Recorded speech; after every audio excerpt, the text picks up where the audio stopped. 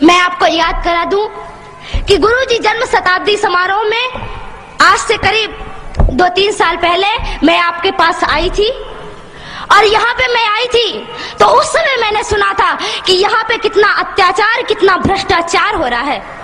इस देश में हमने जिसको रहने की शरण दी, हमारा भारत इतना महान कि कहता है सभी को कि आओ हमारे पास रुको, सभी को आसरा दिया, सभी को शरण दी, पर यहाँ के लोग ही जिनको हम शरण देते हैं वही हमारे साथ गद्दारी करते हैं। क्यों? क्योंकि हिंदू सीधा साधा और सरल है। हमारे देश में इतना अत्याचार और इतना भ्रष्टाचार फैला हुआ है, किसके कारण? केवल हम लोगों की शांति के कारण। अभी आपने सुना होगा बहुत से लोगों से कि कहते हैं कि आजकल कहते ना लोग कि शांति का अब जमाना नहीं रहा कि माला लेकर बैठ जाओ बस शांति हो गई। आपने गाना सुना होगा, मुझे माफ करिएगा जो इस गाने के अनुयायी होंगे, एक गाना बजता है कि दे दी हमें आजादी बिना खड़ग बिना ढाल, साबरमती के संत तूने कर दिया कमाल। तो ये गाना मुझे बिल्कुल पसंद नहीं है, क्योंकि इसमें आया कि दे दी हमें आजादी बिना खड़ग बिना ढाल। अरे कैसे खड़ग बिना ढाल के बिना आजादी मिल गई? कितने कितने वीरों ने इस देश के लिए सिर कटाए हैं तब हमको आजादी मिली है, बिना लड़े आजादी नहीं मिली है। अरे बिना लड़े आजादी मिल जाती तो राम कह देते ना कि एक चरखा ले लो और सूत काटो और रावण को पसंद आ जाएगा सूत तो रावण सीता को लौटा देगा वापस। क्यों नहीं राम ने चरखा पकड़ा दिया सबको?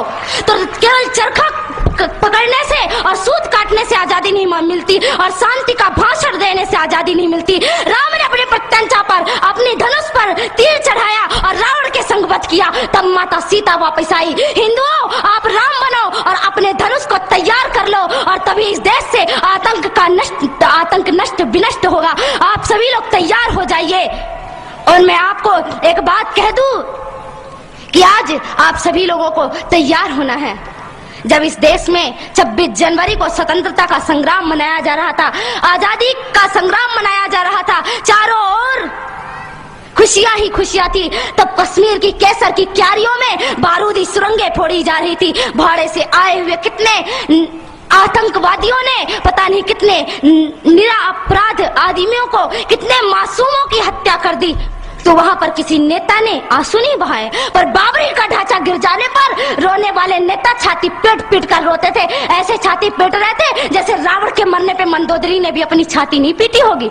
इन देश के नेताओं को देखो, ये कुत्ते हैं और ये टुकड़ों के बल पर पल रहे हैं। और मैं आपको सावधान कर दूं कि इस देश की नेता से और इस देश के कानून से सावधान रहना, क्योंकि ना तो ये हमारी रक्षा करेगा बल्कि आपको नींद की गोली दे करके और सुलाएगा कि जितना आप सोओगे उतना इसको कुर्सी में बैठने के लिए मिलेगा। इस देश के नेता कली बेच देंगे, चमन बेच देंगे, धरा बेच देंगे, गगन बेच देंगे। अगर तुम यूं ही सोए रहे राष्ट्रभक्तों तो ये बांट के भिखारी सारा वतन बेच देंगे, नीलाम कर देंगे मेरे देश को। इसलिए इस देश को नीलाम नहीं करना है, आप सभी लोगों को तैयार होना है, मुट्ठी बांध करके कहना है कि भारत देश हमारा है, हमारा था और हमारा ही रहेगा। और इस भारत देश पर किसी ने आंख उठा के देखी तो उसकी आंखें नोच ली जाएंगी, उसकी आंखों को नोच करके गिद्धों के सामने फेंक दी जाएगी। इसलिए आप सभी लोगों को तैयार होना होगा।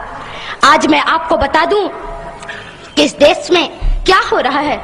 आज भी आप जाइए कश्मीर में तो वहां किसी हिंदुओं को चैन से जीना नहीं मिलता।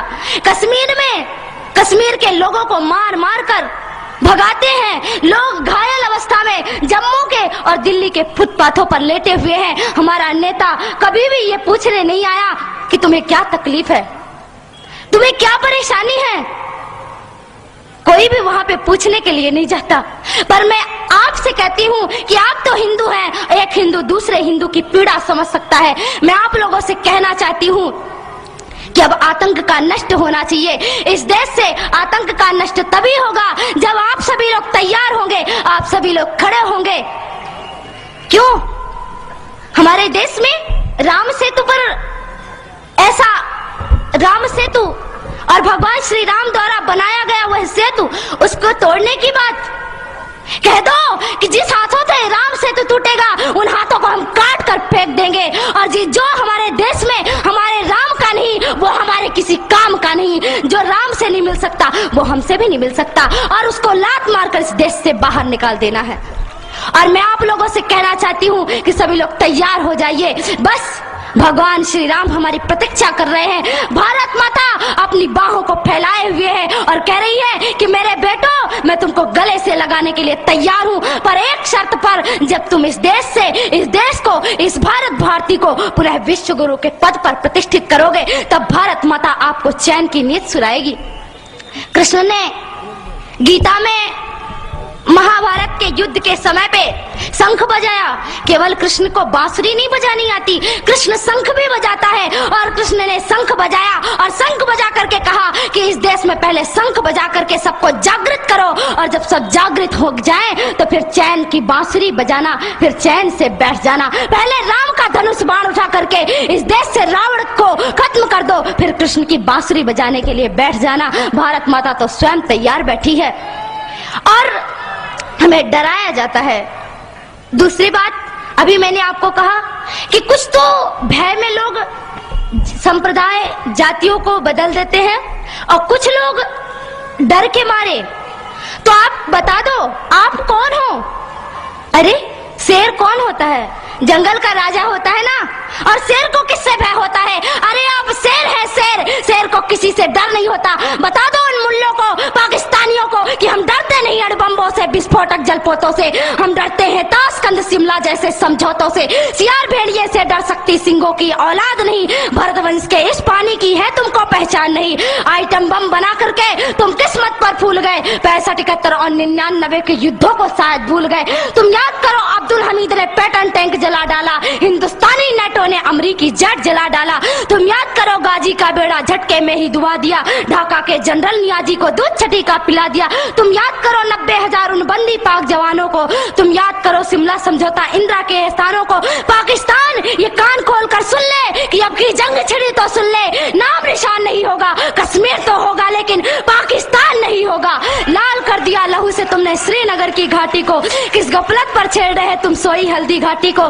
जहर पिलाकर मजहब का इन कश्मीरी परवानों को, भय और लालच दिखलाकर तुम भेज रहे नादानों को। खुले प्रशिक्षण, खुले शस्त्र है, खुली हुई शैतानी है। सारी दुनिया जान चुकी ये हरकत पाकिस्तानी है। बहुत हो चुकी मक्कारी, बस बहुत हो चुका हस्तक्षेप। समझा दो उनको वरना भभक उठेगा पूरा देश। देश अगर हो गया खड़ा तो त्राहि त्राहि मच जाएगी। पाकिस्तान के हर कोने में महाप्रलय आ जाएगी। क्या होगा अंजाम तुम्हें इसका अनुमान नहीं होगा। कश्मीर तो होगा लेकिन पाकिस्तान नहीं होगा। ये आवाक्स, ये एटम बम पर हिम्मत कौन दिखाएगा? इन्हें चलाने को क्या बोले बाप तुम्हारा आएगा। अब की चिंता मत कर, चेहरे का खोल बदल देंगे। इतिहास की क्या हस्ती है, पूरा भूगोल बदल देंगे। धारा हर मोड़ बदल कर लाहौर से गुजरेगी गंगा। इस्लामाबाद की छाती पर लहराएगा भारत का झंडा। रावलपिंडी और कराची तक सब कुछ गारत हो जाएगा। सिंधु नदी के आर पार पूरा भारत हो जाएगा। फिर सदियों सदियों तक जिन्ना जैसा शैतान नहीं होगा। कश्मीर तो होगा लेकिन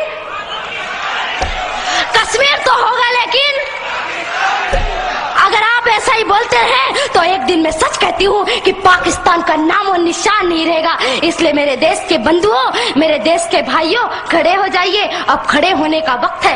अरे क्या भूल गए कि आपके छिंदवाड़ा पे माता जगदम्बा के ऊपर मांस के टुकड़े फेंके गए और आप चुपचाप बैठे रहे? आपको चुप नहीं बैठना है, आपको तो उनसे टक्कर लेना है कि अरे तुम अगर मुझे ईंट से, तुम अगर पत्थर से मारोगे तो तुम्हारा जवाब मैं लोहे से दूंगा। और हम लोहे हैं, सिंहों की औलाद किसी से डरती नहीं है। इसलिए आज आपको खड़े होने का समय है।